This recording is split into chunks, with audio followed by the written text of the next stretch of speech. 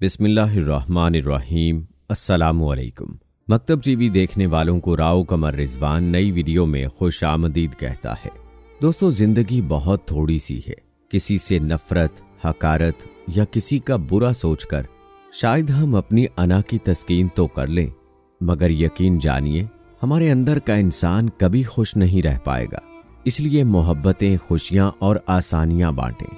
लेकिन हमारा तर्ज़े जिंदगी कैसा है, इसका मुख्तसर नक्शा भी आपके सामने पेश करेंगे और आपको ये भी बताएंगे कि रोटी खाते वक्त अगर उसमें बाल आ जाए तो ये किस बात की निशानी है।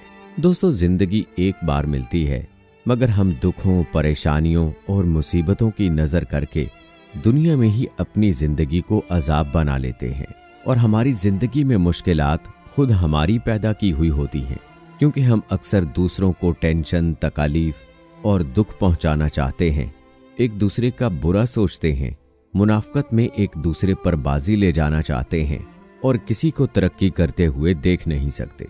उसकी टांगे खींचना अपना फर्ज समझते हैं। गीबत एक आम बीमारी बन चुकी है।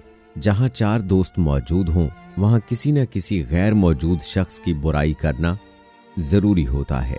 मतलब ये कि जिसका जितना जोर चलता है वो अपनी औकात के मुताबिक उस बुराई में शामिल हो जाता है।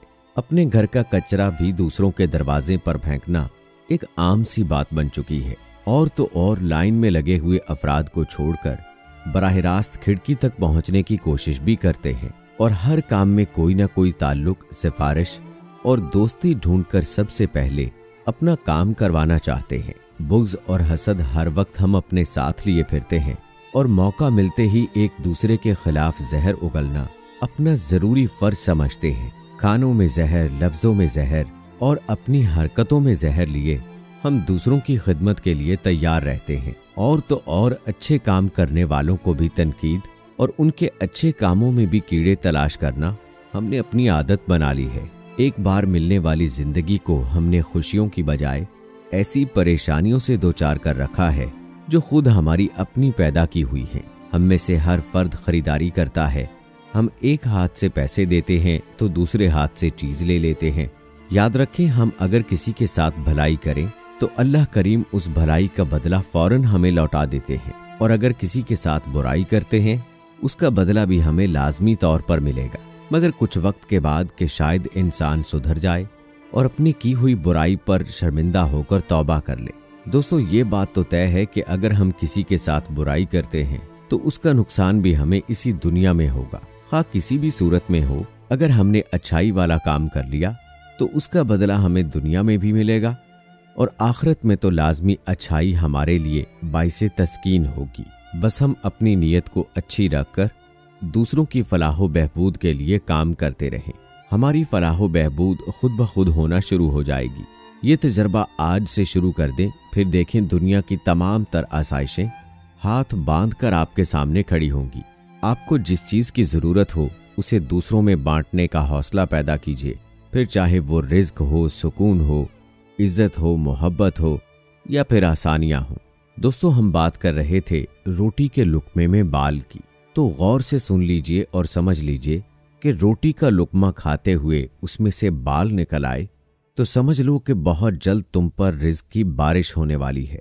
दोस्तों, ये एक मशहूर मकूला है, लेकिन रोटी में बाल निकल आने पर आपका रद्द-ए-अमल क्या होता है, इस हवाले से आपने हमें कमेंट बॉक्स में भी बताना है।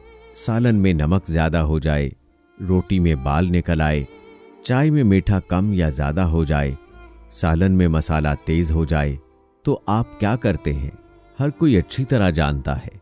अगर ऐसा हो जाए तो हमें कैसा सलूक करना चाहिए, इस हवाले से एक सबक आमूज कहानी याद आ गई, तो चलिए आपको वो भी बताए देते हैं। कहते हैं कि एक शख्स काम से घर वापस आया, अपनी मोटरसाइकिल एक तरफ खड़ी की, सामान एक तरफ रखा और हाथ धोकर चारपाई पर बैठा और अपनी बीवी से कहा कि मेरे लिए खाना लगा दो। बीवी ने खाना लाकर उसके सामने रख दिया। अब उस शख्स ने जैसे ही लुकमा बनाया और अपने मुंह में डाला तो फौरन ही उसने वो लुकमा बाहर निकाल दिया, क्योंकि खाने में नमक इतना ज्यादा तेज था कि जिसकी वजह से खाना कड़वा था। उस शख्स को बीवी पर बहुत गुस्सा आया, खाना साइड पर किया और फौरन बीवी की तरफ बढ़ा ताकि उस पर अपना गुस्सा ठंडा कर सके। अपनी बीवी के पास पहुंचा और अभी बीवी को मारने के लिए हाथ उठाया ही था, लेकिन कुछ सोचकर हाथ नीचे कर लिया। उसका गुस्सा भी ठंडा हो गया और बीवी को मारे बगैर ही वापस चारपाई पर बैठ गया। दरअसल उसने ये सोचकर बीवी को ना मारा कि अगर आज मेरी बीवी से ये गलती हो गई और मुझे इतना गुस्सा आ गया कि मैं उसको मारने के लिए दौड़ गया, और मैं रोज़ाना कितनी गलतियां करता हूँ, कितने गुनाह करता हूँ, तो क़यामत के दिन मेरे रब को मुझ पर कितना गुस्सा आएगा। जितनी कुदरत मैं अपनी बीवी पर रखता हूँ उससे कहीं ज़्यादा कुदरत मुझ पर मेरा रब रखता है। कुछ अरसे बाद उस शख्स का इंतकाल हो गया। इंतकाल के बाद उसकी बीवी उसे ख्वाब में देखती है और पूछती है, अल्लाह ताला ने तेरे साथ क्या मामला किया? उस शख्स ने अपनी बीवी को ख्वाब में जवाब दिया कि था तो मैं बहुत ही गुनाहगार और सियाकार, लेकिन अल्लाह ताला को मेरी एक नेकी पसंद आ गई। बीवी उससे पूछती है कि अल्लाह को कौन सी नेकी तेरी पसंद आई? तो वो बीवी को बताता है कि एक दिन तूने मुझे खाना दिया था और उसमें नमक बहुत ही तेज था। जैसे ही मैंने लुकमा मुंह में डाला तो मुझे बहुत गुस्सा आया। मैं तेरी तरफ गुस्से में लपका और तुझे पीटने के लिए मैंने हाथ उठाया, लेकिन ये सोचकर मैंने उसी लम्हे हाथ नीचे कर लिया कि तेरी गलती की वजह से मैं तुझे पीटने के लिए तैयार हो गया। और मैं दिन में कितनी गलतियां करता हूँ, कितने गुनाह करता हूँ। क़यामत के दिन मुझ पर मेरा रब कितना गुस्सा करेगा, उस वक्त मैं क्या करूँगा? ये सोचकर मैंने तुझ पर रहम किया और तुझे माफ़ कर दिया। मेरी यही नेकी अल्लाह ताला को बहुत पसंद आई और इसी नेकी की वजह से अल्लाह ताला ने मेरी बख्शिश फरमाई है। दोस्तों, याद रहे कि जो रहम करता है उस पर रहम किया जाता है और जो रहम नहीं करता उस पर रहम नहीं किया जाता। बीवियों की छोटी छोटी गलतियों पर उनको मारना पीटना ये जाहिलों वाला काम है। हर शख्स को ये सोचना चाहिए कि जितनी कुदरत मुझे मेरी बीवी पर है उससे कहीं ज्यादा कुदरत मेरे रब को मुझ पर है। क़यामत के दिन मेरा रब मेरे साथ क्या सलूक करेगा।